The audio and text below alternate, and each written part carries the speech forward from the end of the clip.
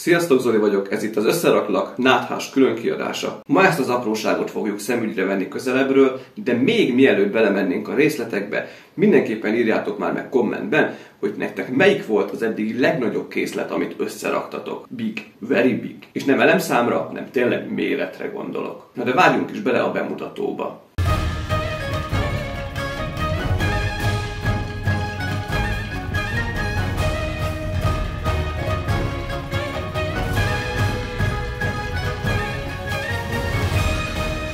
A csatahajó 120 cm hosszú, 43 cm magas. Láthatjátok is, hogyha hátratolom, hogy jócskán kilóg a kamera képéből, tehát tényleg egy elég méretes modell lett. Természetesen a legmagasabb pontja az ott hátul a parancsnoki komplexumnál van. A szélessége viszont nem éri el a 20 cm-t se. Nézzük meg közelebbről a különféle részeit. Már rögtön a hajó legelején, az orr részénél sok kis apróságot találunk, például van itt egy kis zászlónk, különféle láncok vannak a fedélzetre felszerelve, gondolom kis hordókat szimbolizálnának ezek a fekete elemek, valamint ugye kapunk már itt egy löveget, ami egyébként forgatható is 360 fokban, akár minifigurát is állítani lehet be mögé, és akkor már van lövegkezelőnk is. Továbbá ide oldalra kellett még korlátokat felrögzíteni. Nekem itt az orrésznél egyébként különösen tetszik ez a kicsit lépcsőzetes, recézett megoldás. Tovább haladva megérkeznek az újabb részletek, mindkét oldalon van egy-egy horgony, ugye itt sorakoznak a korlátrészen a különféle mentőfelszerelések, itt a másik lövegünk. Itt egy icike-picike hibát valószínűleg sikerült elkövetnem, ugyanis ez a két löveg, ez alul egy fogaskerekes mechanizmussal egymáshoz csatlakozik, tehát elméletileg, ha ezt forgatom, a hátsónak is forognia kellene, de ennek az alsó része valahogy nem ér oda rendesen a fogaskerékhez, úgyhogy ezt csak külön lehet forgatni. Egyben sajnos nem, de szerintem ez nem olyan nagy probléma. Mint láthatjátok, itt sem puritán a fedélzet, hanem itt is vannak mindenfajta elemek elhelyezve. Tovább haladva eljutunk körülbelül a hajó közepéhez, ahol ez az épület, ez körbe van rakva 6 löveggel, itt is helyezkedik el, valamint ugye egy ágyú, ami szépen fölfelé mered, és itt láthattok az oldalán egy kicsike kis kaput, felmatricázva. Ez az egyik extra rész a készletben, ez nagyon tetszik nekem, ugyanis ha ezt kinyitjuk, akkor előbukkan belőle egy tank. Itt lehet kirakodni, meg berakodni a tankokat a hajótestbe. Sematizált kis tank, de ez a kis részlet nekem nagyon elnyerte a tetszésemet. Ugye itt még láthatunk kék ablakokat.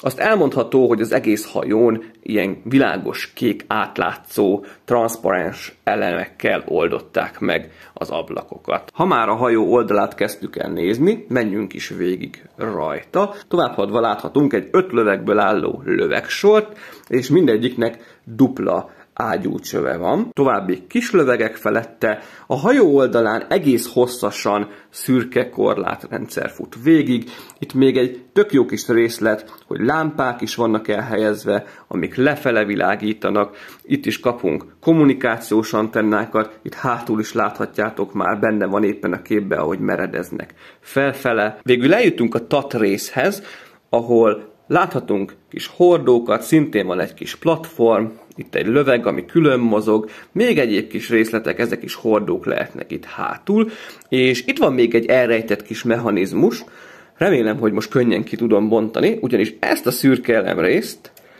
ha fölhajtjuk, és ezt a fehér részt is sikerült kiküszködnöm, egy icipicit egymásba szokott akadni, szóval ezt a részt is fel lehet hajtani, és akkor ezzel a kis fogatkantyúval átforgatva a platformot megjelenik 2 vadászgép, amit útjára tud bocsájtani a csatahajó. Hát ezek se részletesen kidolgozott vadászgépek, láthatjátok, viszont szerintem tök jól szimbolizálják ugye a hangár részt, ami alatta van, és abból kiemelkednek. És akkor csak egyszerűen vissza lehet forgatni.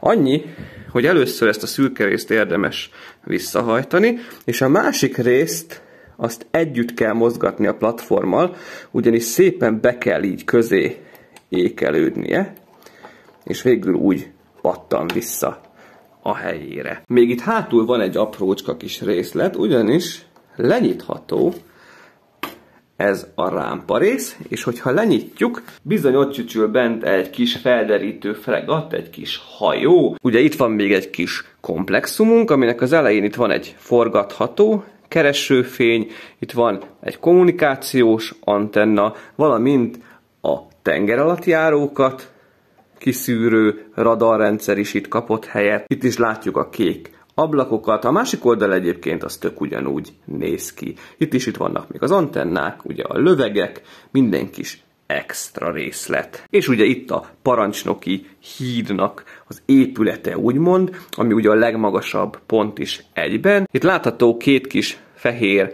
elemrész, aminek az eleje átlátszó darabokkal van megoldva. Ezek szintén keresőfények lennének.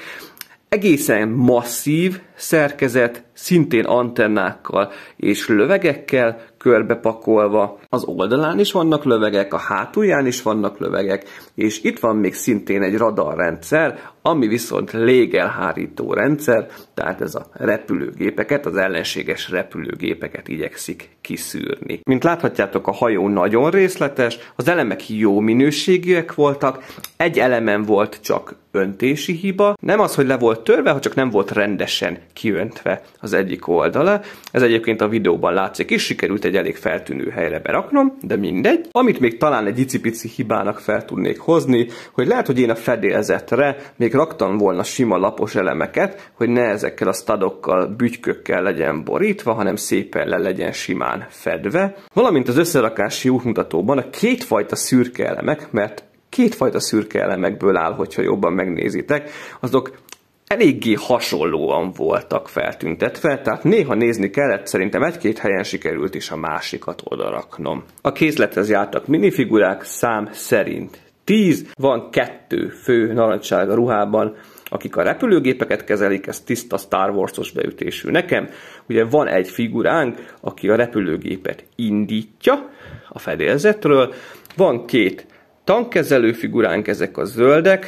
Hát az egyik az teljes álcában van, hogyha jól látom, még fekete maszk is van rajta. És van 4 sima matrózunk, valamint van egy kapitányunk is. Úgyhogy ez a 10 figura is tök jó bónusz a készlethez. És az már tényleg bónusz, hogy egész fegyverarzenállal lehet őket felszerelni, mint láthatjátok. Ezeket én most nem szedegettem ki a helyükről, de 4 ilyen kis elemtartót is kaptunk, onnan ki lehet pattintani a különböző fegyvereket. Azért az tök jó szerintem, hogy ezt se spórolták ki a készletből. És még egy dolgot megemlítenék, majdnem elfelejtettem, nem elhanyagolandó dolog, hogy a készlet egyébként kerekeken gurul, tehát 6 kereket kellett beszerelni alá, úgyhogy az oldalra mozgatása is szerintem tök egyszerű, már ha akkor, hogyha sík felületen tologatjuk előre-hátra. Szokás szerint a készlethez megtaláljátok a videó leírásában az elérhetőséget, van ugye egy kuponkódom is,